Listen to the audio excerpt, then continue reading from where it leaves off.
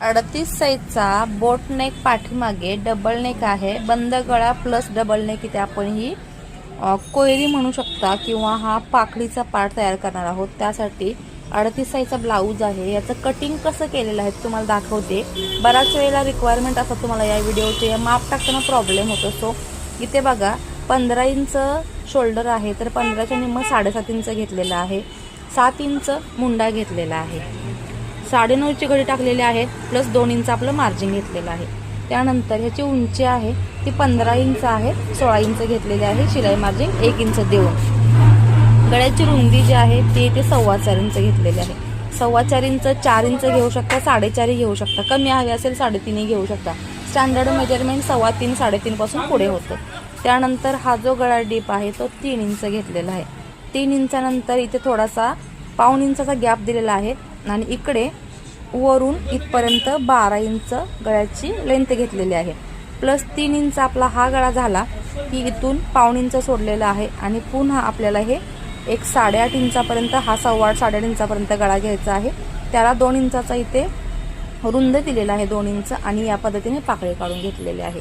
इथे टक्स आहे 5 इंचावरती. जी काही तुमची लांबी असेल टक्सची 5 इंच 4.5 इंच टाकू शकता. हे मार्जिन सरळ आपण इथे काढून घेणार आहोत. आता हा झाला आपला बॅक पार्ट. हे तुमच्या लक्षात आलं असेल शोल्डर किती घेतली काय घेतली. त्यानंतर आपला हा फ्रंट पार्ट आहे त्याच ब्लाऊजचा. फ्रंट पार्टला पण सेम 7.5 इंच शोल्डर आहे, 15ची निम्मी. 7 इंच मुंडा आहे. अर्धा इंच मुंड्याला आतल्या साईडनं हा आर्महोलचा शेप द्यायचा आहे, म्हणजे आतल्या साईडनं त्याला कटिंगसाठी. पुन्हा गळा आपला इथे 6.5 इंच आहे. तर हा जो आपण रुंदी घेतलेली आहे बॅक साईडच्या पार्टला तीच पुढे घ्यायची आहे. बऱ्याच वेळेला बऱ्याच काहींना डाऊट असतो की बॅक साईडची रुंदी गळ्याची बोटनेकमध्ये, तर पुढच्या साईडची रुंदी पण तेवढीच येईल का? हो, तेवढीच येणार ना, कारण ही शोल्डर जी शिल्लक राहते ती आणि ही शोल्डर सेम राहिली पाहिजे ना, तेव्हाच आपल्याला इथे शोल्डर जॉईनिंगला प्रॉब्लेम होणार नाही.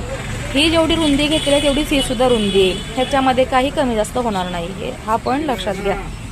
त्यानंतर आपल्याला पुढच्या भागामध्ये 1 इंच वाढवलेला आहे. 16 प्लस 1 इंच 17 इंच केलेला आहे.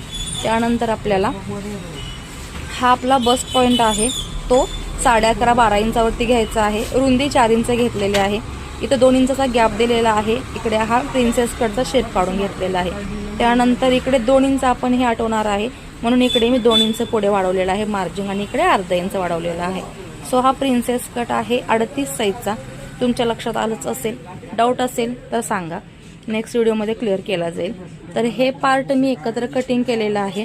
ह्याच्यामध्ये फक्त लक्षात ठेवायचं आहे पुढचा भाग आपण जेव्हा कटिंग करतो तेव्हा पाठीमागच्या भागापेक्षा 1 इंच अजून